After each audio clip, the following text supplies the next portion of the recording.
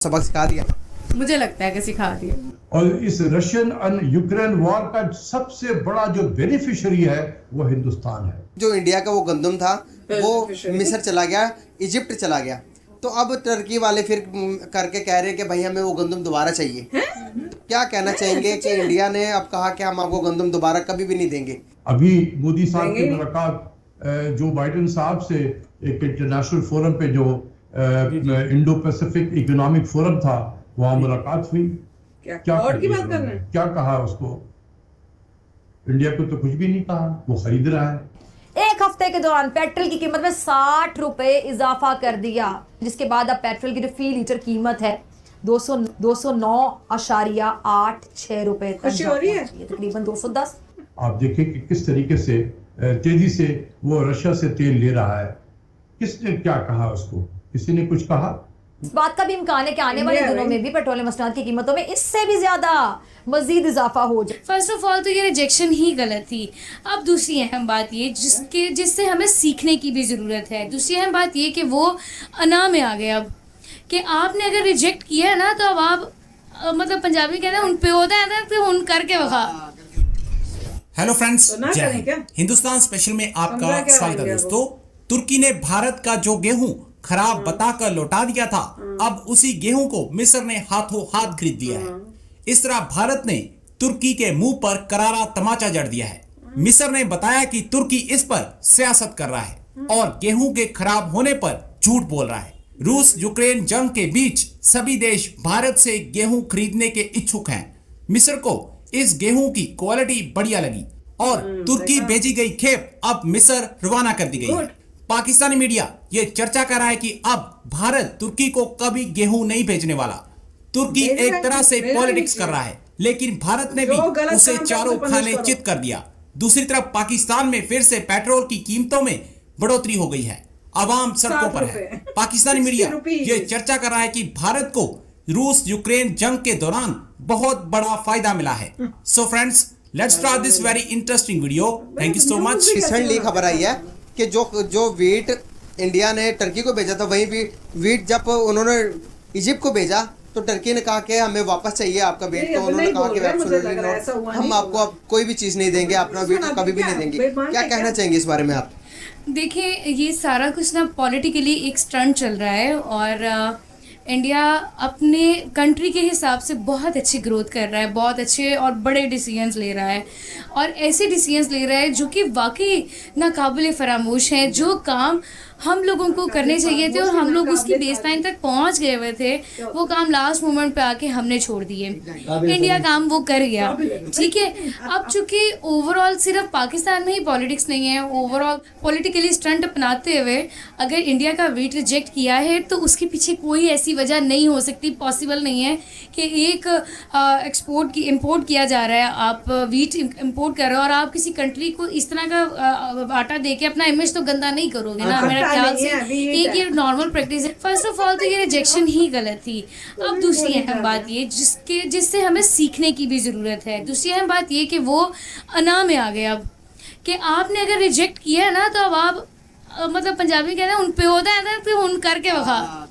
ठीक, उन्होंने अपनी बात पे रिजेक्ट उन्होंने किया, उन्होंने उनकी रिजेक्शन को भी एक्सेप्ट किया और उसके बाद वो अपनी बात पे कायम है। अब वो वापस आ रहे हैं, अब वो यू टर्न ले रहे हैं। ठीक है, अब जो इंडिया का वो गंदम था वो मिस्र चला गया, इजिप्ट चला गया, तो अब टर्की वाले फिर करके कह रहे हैं कि भाई हमें वो गंदम दोबारा चाहिए। क्या कहना चाहेंगे कि इंडिया ने अब कहा कि हम आपको गंदम दोबारा कभी भी नहीं देंगे, तो इस बारे में क्या कहना चाहेंगे आप?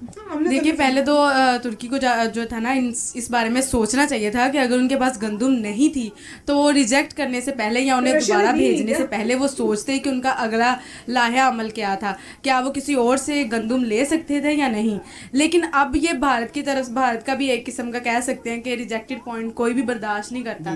ठीक है, इग्नोर करना ही नहीं लोग बर्दाश्त करते। ये तो फिर उनकी गंदम के बारे में जो बीमारियाँ हैं, ये है वो है, तो वो तो कभी भी बर्दाश्त नहीं करेंगे। ये मेरे ख्याल में ना उन्होंने बदला लिया है अपना कि अब वो गंदम नहीं देना चाहते। ये एक गुड आंसर भी है कि नहीं देना चाहते, ये कोई भी होता आम रूटीन में यही करेंगे, कोई भी country के साथ करते तो आपका दिल करता दोबारा उस बंदे से बात करने को, तो ये तो फिर इतना मुल्क और रियासत का मामला है, तो फिर ये बात तो बनती है। टर्की ने क्या इंडिया ने टर्की को सबक सिखा दिया?